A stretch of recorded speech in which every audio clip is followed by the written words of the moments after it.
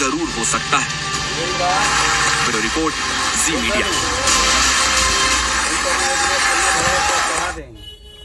तो चांद पर पानी की खोज एक खजाने के बराबर है, मगर ये कहना गलत नहीं होगा कि सिर्फ चांद पर पानी नहीं बल्कि पूरा का पूरा चांद ही किसी खजाने से कम नहीं है। और इंडियन स्पेस रिसर्च ऑर्गेनाइजेशन ने 615 करोड़ रुपए में चंद्रयान 3 को चांद पर भेजकर उस खजाने की चाबी हासिल कर ली है। एक रिपोर्ट आपको दिखाते हैं।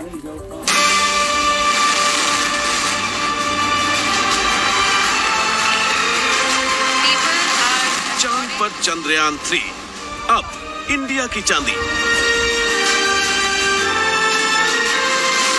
इसरो को मिला खजाना, मैन मिशन अगला निशाना।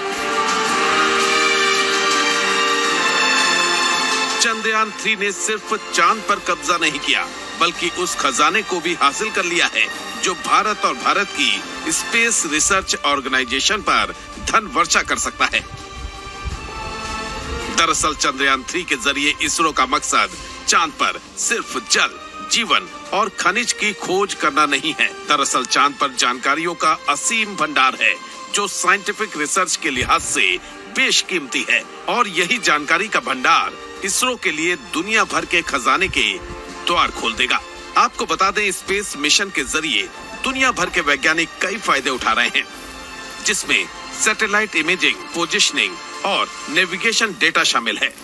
मगर साइंटिफिक रिपोर्ट्स बताती हैं कि अब अंतरिक्ष अर्थव्यवस्था का बड़ा फैक्टर बनता जा रहा है।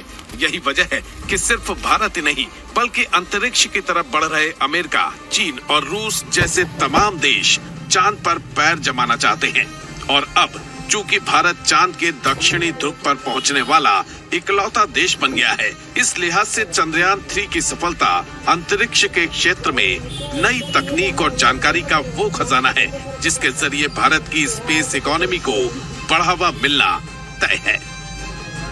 2021 के आंकड़ों के मुताबिक भारत की ग्लोबल स्पेस इकोनॉमी 7.6 बिलियन $, है, जो कि 2025 तक 50 बिलियन $, हो सकती है।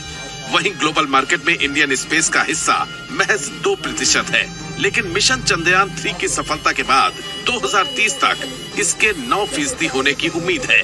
इस वक्त अमेरिका इंडियन स्पेस के 40% शेयर के साथ ग्लोबल मार्केट में पहले नंबर पर काबिज है, जबकि दूसरे नंबर पर ब्रिटेन है जिसका मार्केट शेयर 7% है।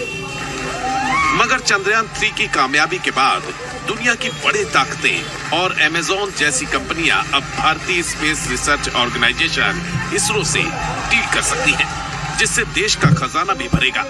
वैसे तो इसरो चीफ सोमनाथ ने चंद्रयान 3 की सफलता के साथ ही चांद पर मैन मिशन जैसी भविष्य की योजनाओं के संकेत भी दे दिए हैं।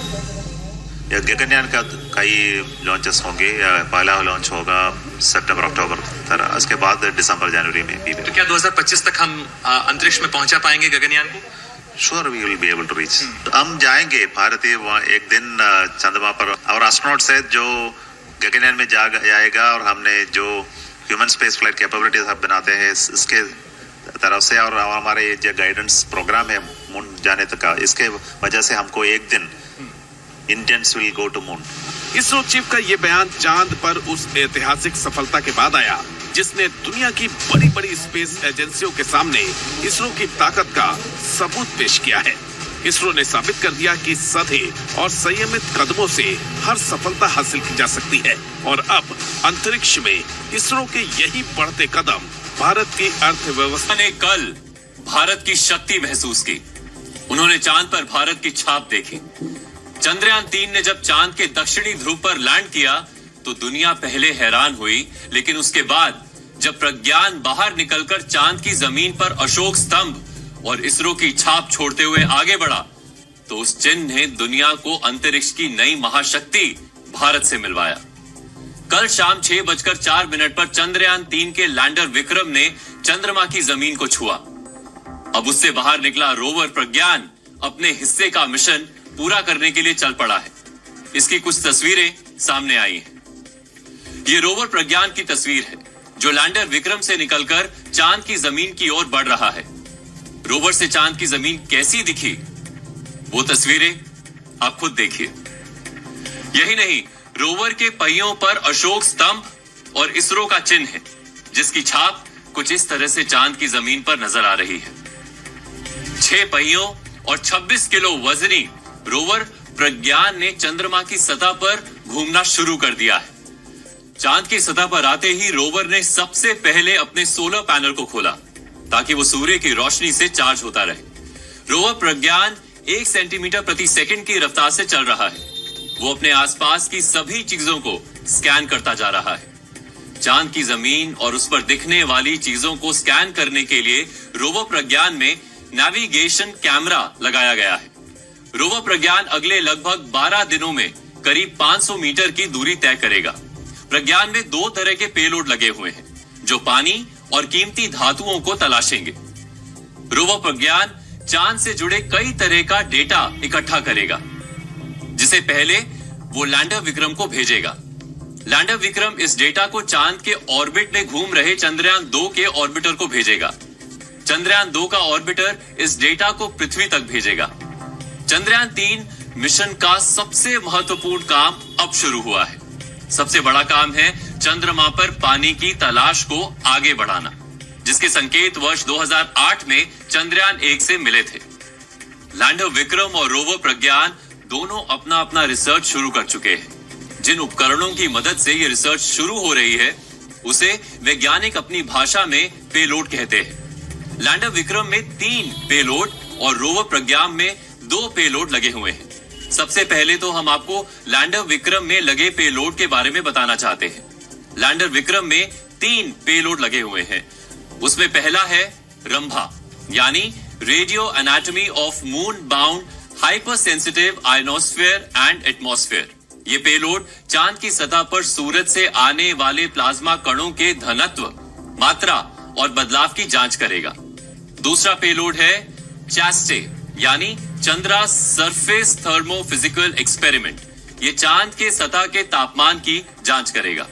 तीसरा पेलोड है इल्सा यानी instrument of lunar seismic activity. ये लैंडिंग साइट के आसपास भूकंपीय गतिविधियों की जांच करेगा। इसी तरह से रोवर प्रज्ञान में 2 पेलोड लगे हुए हैं। पहला है APXS यानी अल्फा पार्टिकल एक्सरे स्पेक्ट्रोस्कोप। ये चंद्रमा की सतह का एक्सरे करके धातुओं का पता लगा रहा है। ये चांद की जमीन पर मैग्नीशियम, एल्यूमिनियम, पोटेशियम जैसी धातुओं की खोज कर रहा है। दूसरे पेलोड को कहते हैं LIBS यानी लेजर इंड्यूस्ड ब्रेकडाउन स्पेक्ट्रोस्कोप। इसका काम है चंद्रमा पर मौजूद केमिकल कॉम्पोजिशन का पता लगाना। लेकिन आपके दिमाग में यह भी सबसे बड़ा सवाल आया होगा कि आखिर चंद्रयान 3 का विक्रम और प्रज्ञान चांद पर पानी की खोज कैसे करेगा। तो हमने इस पर एक एक्सपर्ट आकाश सिन्हा से बात की। आकाश सिन्हा ने रोवर प्रज्ञान के नेविगेशन सिस्टम का सॉफ्टवेयर तैयार किया है।